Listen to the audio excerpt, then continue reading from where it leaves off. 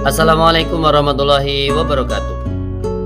Salam guru hebat, tergerak bergerak menggerakkan semangat maju pendidikan Indonesia. Perkenalkan, nama saya Sirojul Mufti, calon guru penggerak angkatan 7 dari Kabupaten Kediri dengan fasilitator Ibu Endang Pujiastuti dan pengajar praktik Ibu Isrofatul Hidayati.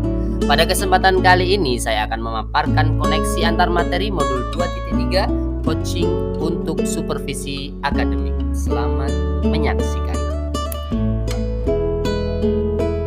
Tujuan pembelajaran khusus yaitu calon guru penggerak dapat menyimpulkan dan menjelaskan keterkaitan materi yang diperoleh dan membuat refleksi berdasarkan pemahaman yang dibangun selama modul 2 dalam berbagai media. Instruksi penugasan ada 3. Yang pertama, membuat kesimpulan dan refleksi yang disajikan dalam bentuk media informasi. Kemudian yang kedua, membaca pertanyaan pemantik. Bagaimana peran Anda sebagai seorang coach di sekolah dan keterkaitannya dengan materi sebelumnya di paket modul 2, yaitu pembelajaran berdiferensiasi dan pembelajaran sosial dan emosi. Bagaimana keterkaitan keterampilan coaching dengan pengembangan kompetensi sebagai pemimpin pembelajaran. Dan yang ketiga, mengunggah tautan media informasi tersebut pada laman LMS. Pertanyaan pemantik yang pertama, bagaimana peran Anda sebagai seorang coach di sekolah dan keterkaitannya dengan materi sebelumnya di paket modul 2, yaitu pembelajaran berdiferensiasi dan pembelajaran sosial dan emosi. Dalam praktek coaching, saya berperan sebagai coach yang dapat menuntun murid sebagai coachee dengan mengajukan beberapa pertanyaan untuk menggali potensi dan kemampuan yang dimiliki murid dengan tujuan menuntun dan mengarahkan untuk mencari solusi atas permasalahan mereka sendiri. Selain itu, pendekatan sosial dan emosional dalam praktek coaching juga sangat diperlukan. Melalui pertanyaan-pertanyaan reflektif yang diberikan, murid akan menemukan kedewasaan dalam proses berpikir melalui kesadaran dan pengelolaan diri, sadar akan kekuatan dan potensi yang dimilikinya, mengambil perspektif dari berbagai sudut pandang sehingga sesuatu yang menjadi keputusannya telah didasarkan pada pertimbangan etika, norma sosial, dan keselamatan. Pertanyaan pemantik selanjutnya yang nomor 2, yaitu bagaimana keterkaitan keterampilan coaching dengan pengembangan kompetensi sebagai pemimpin pembelajaran. Pemimpin pembelajaran yang baik menurut saya adalah seseorang yang memiliki prinsip dan mampu menerapkan paradigma coaching untuk supervisi akademik. Paradigma coaching dan prinsip coaching untuk supervisi akademik sangat perlu dimiliki oleh seorang pemimpin pembelajaran untuk dapat melakukan evaluasi dan refleksi pembelajaran sebagai bahan perbaikan ke depan. Selain itu, kemampuan coaching seorang pemimpin pembelajaran harus selalu ditingkatkan dan diasah guna supervisi akademik yang dilakukan. Melakukan supervisi akademik dengan teknik coaching akan lebih efektif dibandingkan dengan teknik lain, karena dalam coaching, seorang coachee mampu menemukan potensi positif dalam diri maupun potensi lain di sekeliling sebagai solusi atas permasalahan yang sedang dihadapi. Suatu hal yang muncul atas inisiatif atau hasil pemikiran reflektif seseorang secara mandiri akan lebih bertahan lama atau berjangka panjang dan memberikan kesan bermakna yang mendalam ketika berhasil diterapkan. Ada 3 aspek koneksi antar materi. Yang pertama, pemikiran reflektif terkait pengalaman belajar. Yang kedua, analisis untuk implementasi dalam konteks calon guru penggerak. Dan yang ketiga, membuat keterhubungan. Pemikiran reflektif terkait pengalaman belajar yang pertama, yaitu pengalaman atau materi yang diperoleh. Pada modul 2.3 materi coaching untuk supervisi akademik, saya memahami coaching sebagai sebuah proses kolaborasi yang berfokus pada solusi, berorientasi pada hasil dan sistematis, di mana coach memfasilitasi peningkatan atas performa kerja, pengalaman hidup, pembelajaran diri, dan pertumbuhan pribadi dari coachee. Ada 3 prinsip dalam coaching, yaitu yang pertama, atas kemitraan, yang kedua, proses kreatif, dan yang ketiga, memaksimalkan potensi. 3 kompetensi yang harus ada pada coach, yaitu kehadiran penuh, mendengarkan aktif, dan mengajukan pertanyaan yang berbobot. Alur yang digunakan dalam praktik coaching adalah alur tirta yang terdiri dari tujuan, identifikasi, rencana, dan tanggung jawab. Supervisi akademik adalah upaya membantu guru dalam mengembangkan kemampuannya untuk mencapai tujuan pembelajaran Dengan ini berarti esensi supervisi akademik itu sama sekali bukan menilai kerja guru dalam mengelola proses pembelajaran, melainkan membantu guru dalam mengembangkan kemampuan profesionalnya. Ada 3 tahap dalam melakukan supervisi, yaitu pra-observasi, observasi, dan pasca-observasi. Pemikiran reflektif yang kedua yaitu emosi yang dirasakan terkait pengalaman belajar. Perasaan saya sebelum dan saat memulai pembelajaran modul 2.3 adalah cemas dan khawatir. Karena dari judul modulnya Coaching untuk Supervisi Akademik tersebut, saya masih mengartikan kalau coaching itu adalah sesuatu yang nantinya akan sulit saya terapkan. Setelah saya mempelajari modul 2.3, saya mulai tertarik dan mempelajari dan mengimplementasikan teknik coaching ini.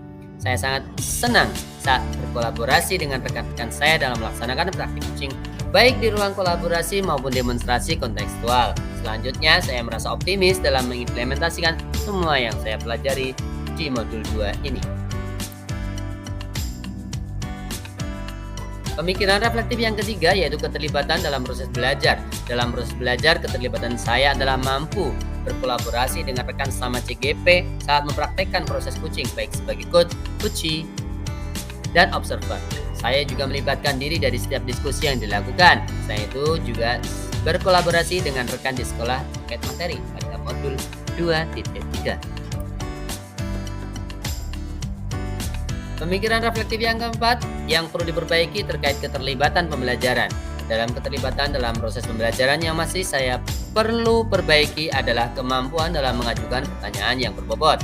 Karena mengajukan pertanyaan yang berbobot ini akan mampu menggali permasalahan coachee dan tentunya akan membantu coachee dalam membuka pemikiran atau solusi yang tepat dalam memecahkan permasalahan yang dihadapinya.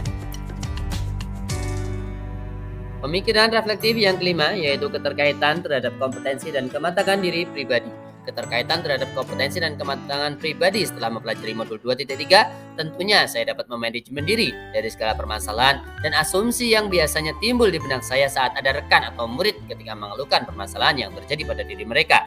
Saya juga sudah mulai berlatih coaching dengan menggunakan metode Tirta yang beriringan dengan mendengarkan dengan rasa. Analisis untuk implementasi dalam konteks CGP.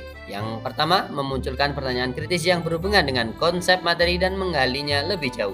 Bagaimana prinsip coaching ini dapat diterapkan dalam supervisi akademik di sekolah? Kepala sekolah selaku pemangku kebijakan seharusnya menguasai teknik coaching dalam melakukan supervisi akademik.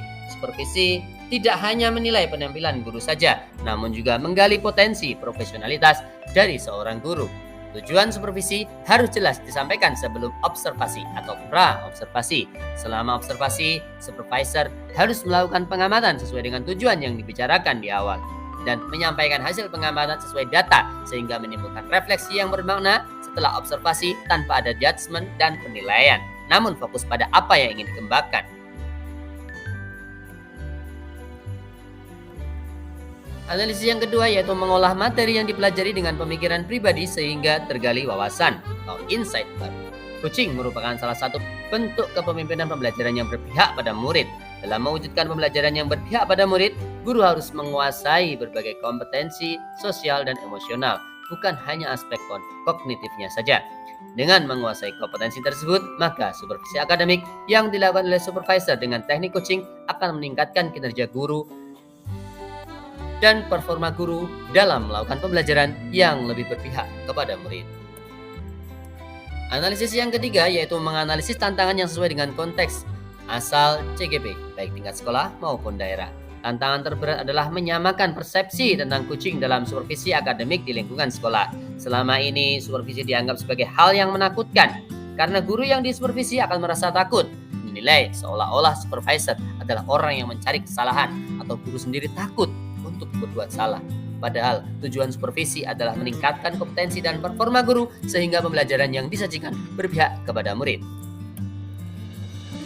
Analisis yang keempat yaitu memunculkan alternatif solusi terhadap tantangan yang diidentifikasi. Alternatif solusi terhadap tantangan yang ditawarkan adalah yang pertama melakukan sosialisasi mengenai hakikat dan tujuan supervisi akademik. Kemudian memberikan contoh praktik coaching baik kepada murid maupun rekan sejawat. Yang ketiga adalah membuat keterhubungan. Jadi yang pertama adalah pengalaman masa lalu. Pengalaman masa lalu saya ketika di supervisi adalah merasa takut, nervous, cemas, dan khawatir.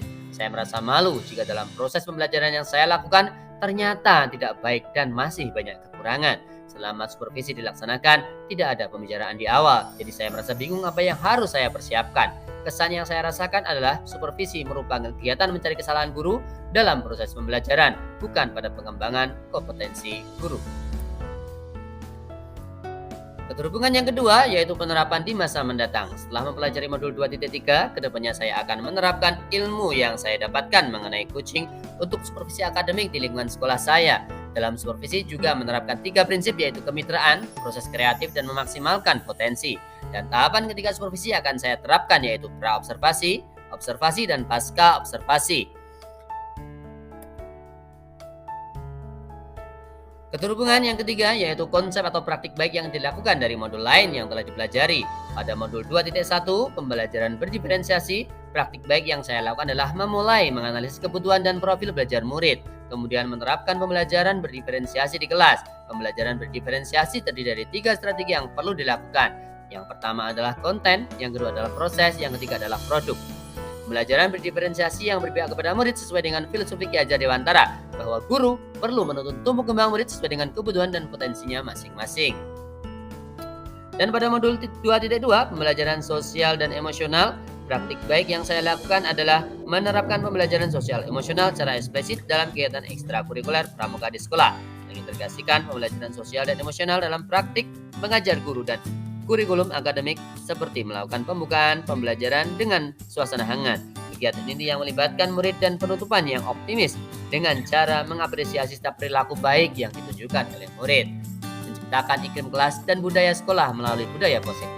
Dalam kompetensi sosial emosional terdapat teknik stop dan mindfulness untuk dapat menciptakan suasana kelas menjadi lebih kondusif. Saat melakukan coaching pun, coach harus melakukan teknik mindfulness agar selama proses coaching, coach dapat hadir sepenuhnya dalam semua sesi tersebut.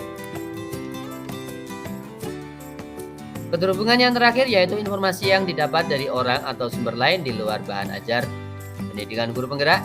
Dalam mempelajari coaching dalam supervisi akademik, banyak sumber yang bisa saya gunakan di luar modul PGP. Antara lain yang pertama, media online terutama dari YouTube, yang kedua praktik baik dan kolaborasi dengan rekan guru dalam satu sekolah, yang ketiga komunitas KKG, guru kelas 4 sekecamatan Kandat, dan yang kelima rekan kelompok dalam satu kelas yang saling sharing dan mendukung. Terima kasih saya sampaikan. Wassalamualaikum warahmatullahi wabarakatuh. Salam guru penggerak, tergerak, bergerak, menggerakkan. Semangat maju pendidikan Indonesia.